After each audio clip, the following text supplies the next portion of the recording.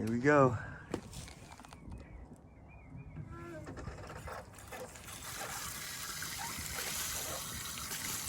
Woo! It is pretty.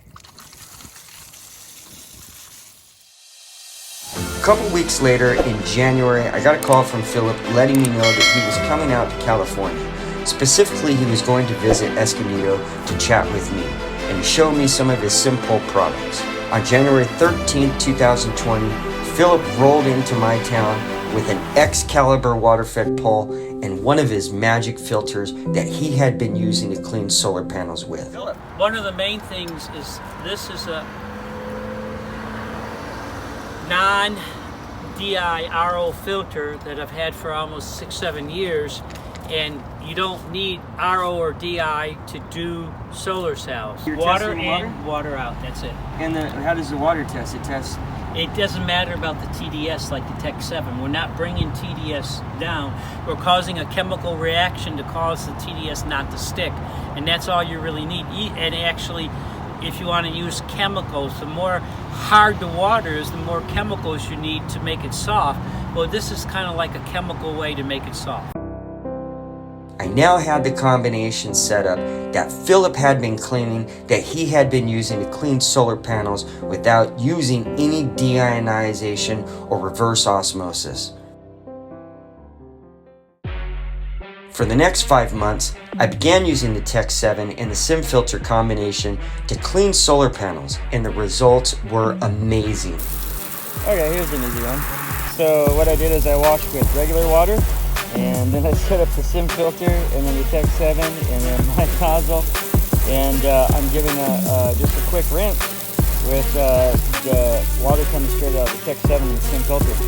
The best part is I was achieving clean solar panels with a dry that does not leave any streaks or mineral marks using the Tech 7 and the SimFilter combination. On June 11th, 2020, Frank Bielek sent me a box.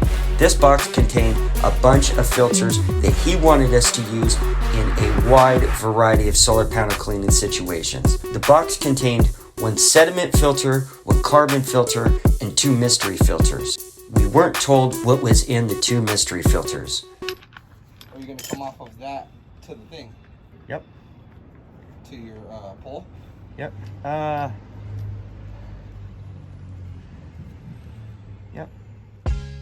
I was given the task of trying out each filter individually and combined together in a variation of different setups to test out.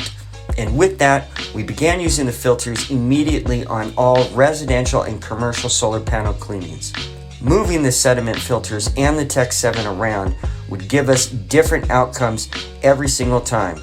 Changing where we would place the Tech 7 and the sediment filters on each appointment would show us how different the solar panels would look after drying once cleaned with each various testing setups.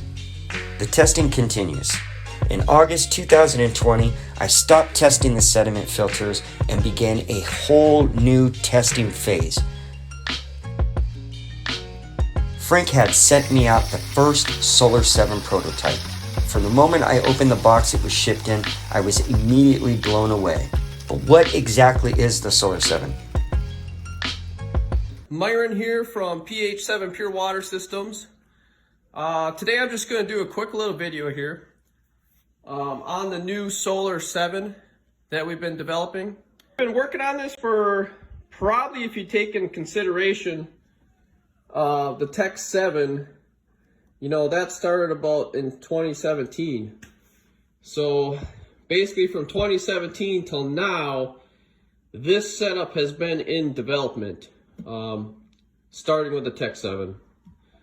So what we're doing in solar panel cleaning is we are taking advantage of the surface on the solar panel. So the solar panel, they all have a hydrophilic surface, which is a polar surface.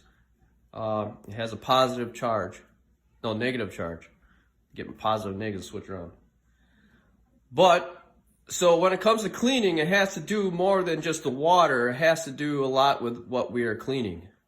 So the results that we're looking for with this system is taking advantage of the water's ability to sheet off of a surface. Because if you have a water cluster or water droplet that's magnetically connected to like glass or any surface, when that water evaporates, and depending on what's in the water chemistry, it will leave like a hard water mark or residual. So our whole goal was to be able to create the circumstances where the water sheets off.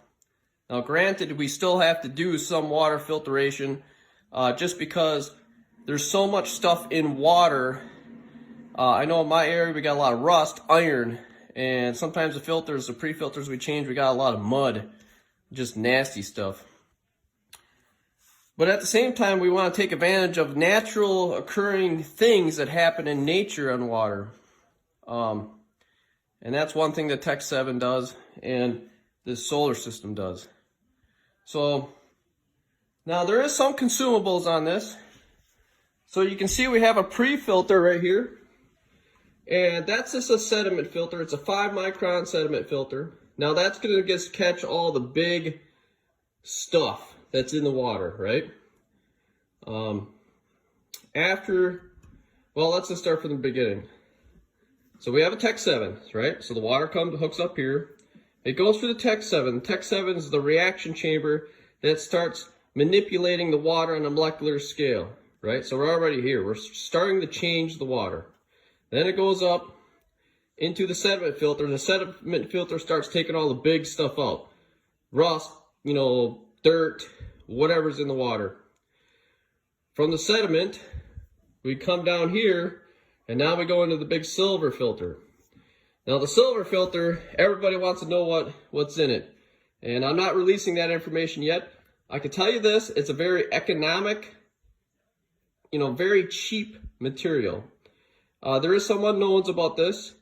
I'm not sure how long this will last or how often it will be changed, but currently with our testing, with heavy use, it is giving us no indication that it's going to need to be changed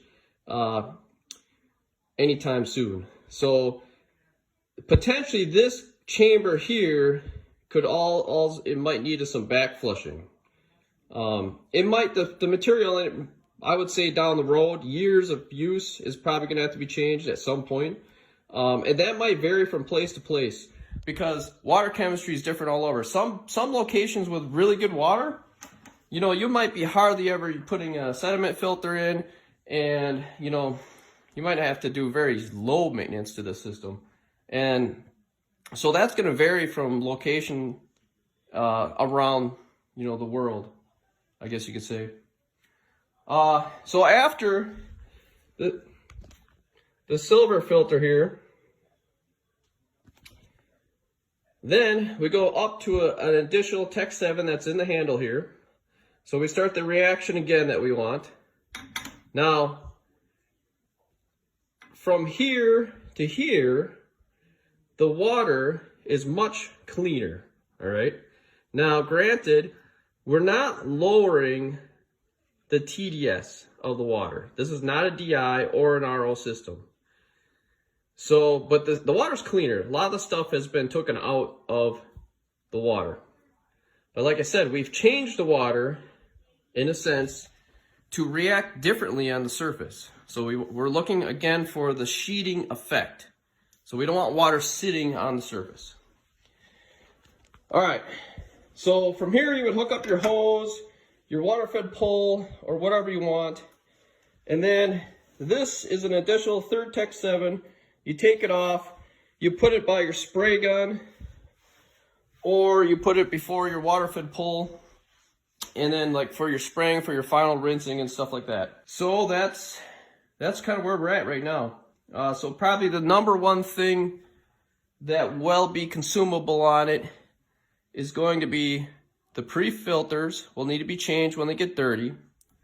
And then roughly once a year, the Tech 7s need to be cleaned.